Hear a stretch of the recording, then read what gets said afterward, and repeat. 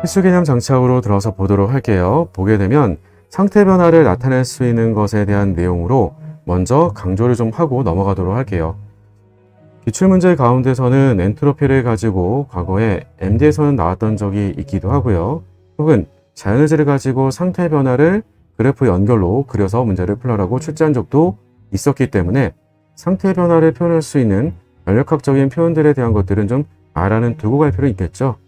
그래서 온도에 따라서 엔트로피가 달라지게 되는 것을 보게 되면 낮은 온도에서 우리는 당연히 물질은 고체 상태로 존재할 수가 있겠고요.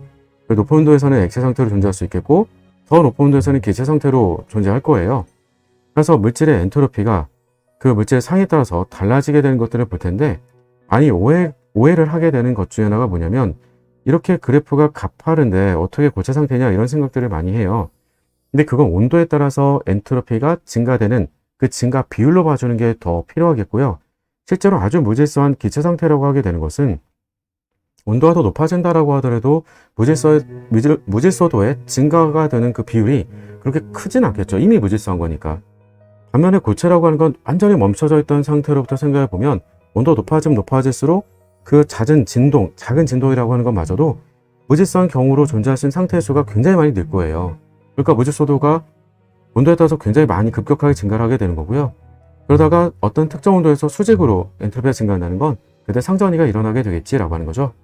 그럼 그때 엔트로피 변화량과 온도에 대한 정보로부터 누굴 알 수 있겠니라고 하면 그 온도와 엔트로피의 곱이 곧 그때 가해진 열의 크기, 즉 우리가 용열을 구해줄 수 있겠구나라고 하는 게 되겠죠. 왜냐면 그 다음이 우리가 액체 상태로 바뀌게 되겠고 다시 마찬가지로 액체 상태에서 기체 상태로 바뀌게 될 때도 같은 방식으로 보면 되는 거잖아요. 그리고 Y축에 주어져 있는 엔트로피의 변화량에 대한 값에다가 해당되는 온도를 곱을 해주게 되면 그 덕분에 우리는 증발열까지도 구해줄 수 있겠다라고 하는 게 되겠죠. 다음과 같이 우리가 일정한 압력에서 온도에 따른 엔트로피 변화 곡선을 주게 되면 이 정보로부터 다음과 같이 상전이가 일어나게 되는 온도들에 대한 정보와 함께 상전이 과정에서 필요한 엔탈피 변화도 얻어낼 수 있겠다라고 하는 게 됩니다. 자, 근데 이런 내용이 아니라 만약에 자연의지를 가지고 주게 되면 어떻게 해석할 수 있을까라고 하는 건데요. 자연의지에 관련된 부분은 직접 그래프로 냈던 적은 거의 없습니다만은 최소한 적어도 우리가 지금과 같이 고체상의 자연의지는 대단히 그래프 완만하겠고요. 왜냐면 무질서도가 낮으니까요. 액체상 그보다 무질서도가 좀 더 높겠고 기체상은 무질서도가 조금 더 높을 거예요. 그래서 온도에 따라서 우리가 온도가 높아짐에 따라서 그 물질의 가장 자연의지가 낮은 상태로 물질은 존재를 하겠죠.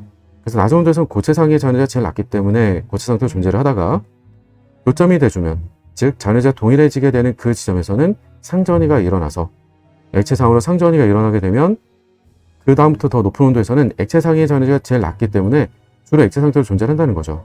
그러다가 기체상의 자연의지랑 동일해지게 되는 온도, 즉 끓는 점에 도달하고 난 이후에는 그 다음부터 계속 가해진 열을 통해서는 더 높은 상태로 갔을 때, 즉 온도가 더 높은 상태로 가게 되면 자연의지에서 가장 낮은 상태라고 하는 것은 기체상의 자연의지가 가장 낮은 걸 확인할 수 있겠다라고 하는 게 되겠죠.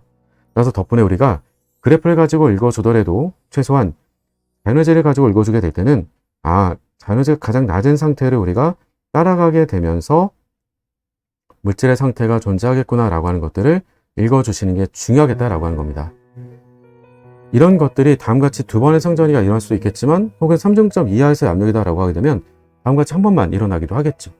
그래서 승화가 일어난지 혹은 두 번의 상전이가 일어난지 등이 3중점 이상에서의 압력에서 일어나는 건지 3중점 이하에서의 압력에서 상전이가 일어나는 건지까지도 같이 구별도 가능하겠다라고 하는 겁니다. 물론 이 못지않게 우리가 상도표에 관련된 부분들은 오른쪽에 같이 정리를 더 넣어놨어요.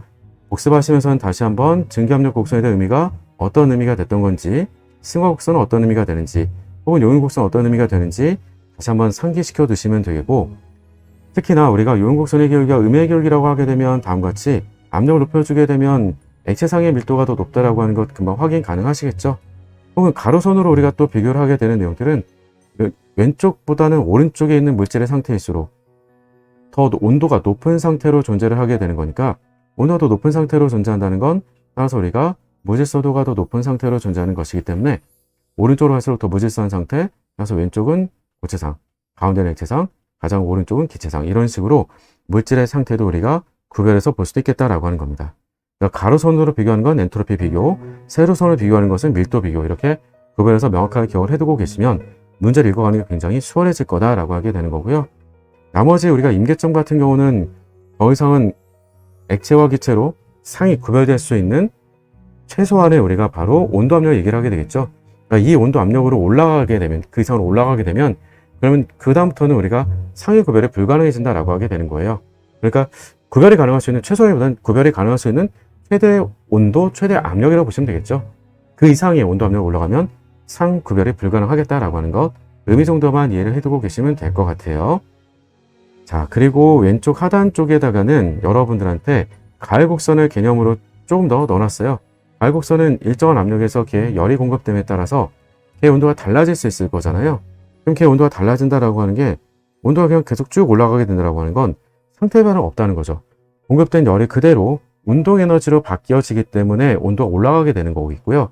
그럼 가해진 열이 온도 증가로 연결되지 않게 되면 그때가 우리가 상전이 과정이 되주겠죠?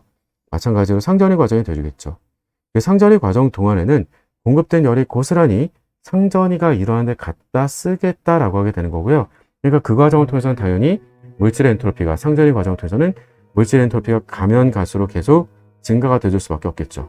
그래서 무질서도가 계속 증가된다라고 하는 것들, 기본적인 의미들 정도만 생각하고 계시면 되고요. 온도가 증가된다라고 하는 건 뭐 당연히 무질서가 증가를 하겠고요. 그래서 필수 개념은 이 정도로만 여러분들이 머릿속에 담아두고 계신다면 상도표 문제는 어떤 식으로 나오더라도 해결이 가능할 거예요. 이제 그럼 우리 대표 기출 문제로 들어가서 실제 이런 필수 개념들이 제대로 적용될 수 있는지 지금부터 시작하도록 합니다.